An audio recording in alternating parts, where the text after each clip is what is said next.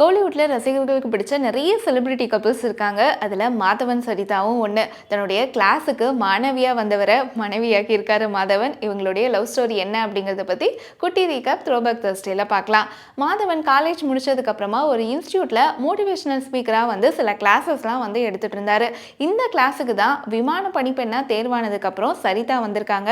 So இவருடைய classes எல்லாத்தையும் attend பண்ணியிருக்காங்க.